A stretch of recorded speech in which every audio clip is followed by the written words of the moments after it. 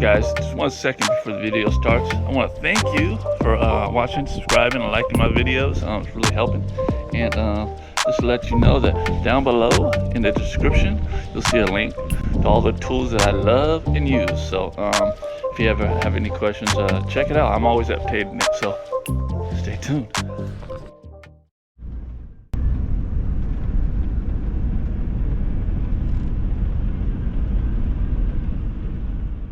All right, so I'm doing a cabin today over here at Lake Nacimiento, Oak Shores. A bunch of really high dollar cabins out here. And this one right here, it's a little older one, but the customer called me up and she manages Oak Shores, I guess, and I guess their last carpet cleaner didn't show up, so she called me last week and I told her I can get her in today. So I'm out here, 5 areas total. Actually it's 4, but this living room area I count as 2. It's not really bad. I am gonna do hot water extraction. Normally I would do a little moisture on this type of carpet, but I think we're gonna go ahead and go with hot water extraction this time. And it is move out, and most property managements do require hot water extraction.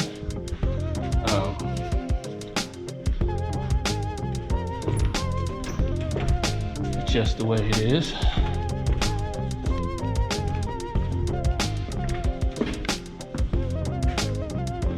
Yeah, so it should be really easy cleaning here. First off, I'm gonna go ahead and do a vacuum. Get this all vacuumed up. There's a little bigger closet I didn't charge her for. She didn't mention it over the phone, but you know how that goes. Customer's not here yet, so hopefully she shows up for payment. No, I don't have to invoice her. All right, so stay tuned.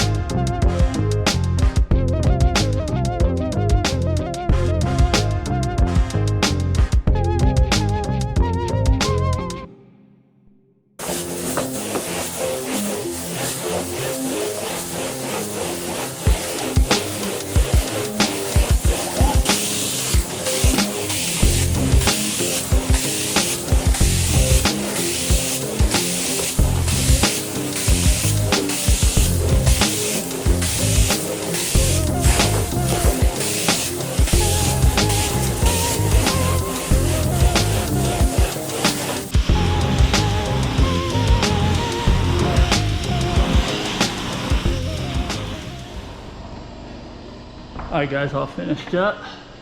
Job went well.